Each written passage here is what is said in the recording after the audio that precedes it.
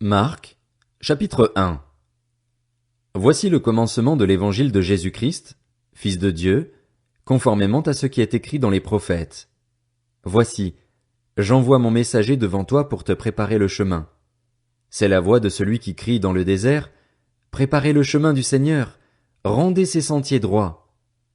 Jean parut. Il baptisait dans le désert et prêchait le baptême de repentance pour le pardon des péchés. Toute la région de Judée et tous les habitants de Jérusalem se rendaient vers lui. Reconnaissant publiquement leurs péchés, ils se faisaient baptiser par lui dans l'eau du Jourdain.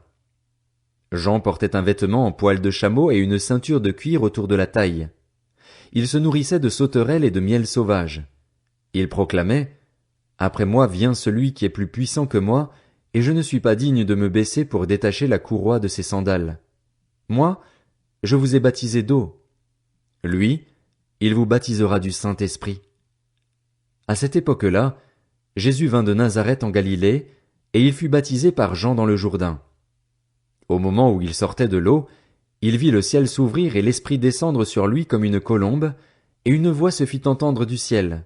« Tu es mon Fils bien-aimé, tu as toute mon approbation. » Aussitôt, l'Esprit poussa Jésus dans le désert où il passa 40 jours, tenté par Satan.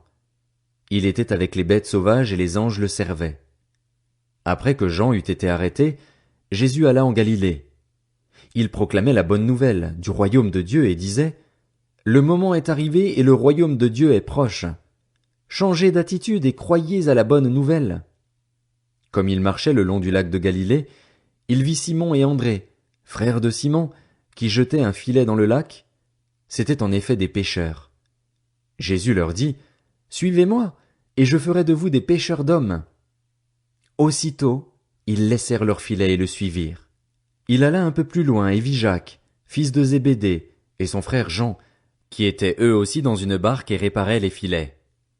Aussitôt, il les appela. Ils laissèrent leur père Zébédée dans la barque avec les ouvriers et le suivirent. Ils se rendirent à Capernaüm. Dès le jour du sabbat, Jésus entra dans la synagogue et se mit à enseigner. On était frappé par son enseignement, car il enseignait avec autorité et non pas comme les spécialistes de la loi. Il y avait dans leur synagogue un homme qui avait un esprit impur. Il s'écria « Ah! Que nous veux-tu, Jésus de Nazareth? Es-tu venu pour nous perdre? Je sais qui tu es, le Saint de Dieu. » Jésus le menaça en disant « Tais-toi et sors de cet homme. » L'esprit impur sortit de cet homme en le secouant violemment et en poussant un grand cri. Tous furent si effrayés qu'ils se demandaient les uns aux autres « Qu'est-ce que ceci? Quel est ce nouvel enseignement? Il commande avec autorité même aux esprits impurs, et ils lui obéissent. » Et sa réputation gagna aussitôt toute la région de la Galilée. En sortant de la synagogue, ils se rendirent avec Jacques et Jean à la maison de Simon et d'André. La belle-mère de Simon était couchée avec de la fièvre. Aussitôt on parla d'elle à Jésus. Il s'approcha, la fit lever en lui prenant la main, et à l'instant la fièvre la quitta. Puis elle se mit à les servir. Le soir, après le coucher du soleil, on lui amena tous les malades et les démoniaques. Toute la ville était rassemblée devant la porte. Il guérit beaucoup de personnes qui souffraient de diverses maladies. Il chassa aussi beaucoup de démons, et il ne leur permettait pas de parler, parce qu'ils le connaissaient. Vers le matin, alors qu'il faisait encore très sombre, il se leva et sortit pour aller dans un endroit désert où il pria.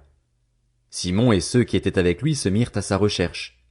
Quand ils l'eurent trouvé, ils lui dirent « Tout le monde te cherche. » Il leur répondit « Allons ailleurs, dans les villages voisins, afin que j'y prêche aussi, car c'est pour cela que je suis sorti. » Et il prêchait dans leur synagogue par toute la Galilée et chassait les démons.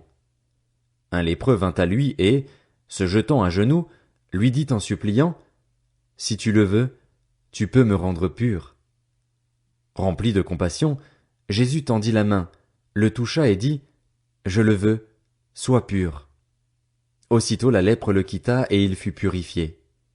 Jésus le renvoya sur-le-champ avec de sévères recommandations. Il lui dit « Fais bien attention de ne rien dire à personne, mais va te montrer au prêtre et présente pour ta purification ce que Moïse a prescrit, afin que cela leur serve de témoignage. » Cependant cet homme, une fois parti, se mit à proclamer partout la nouvelle et à la propager, de sorte que Jésus ne pouvait plus entrer publiquement dans une ville. Il se tenait dehors, dans des lieux déserts, et l'on venait à lui de partout.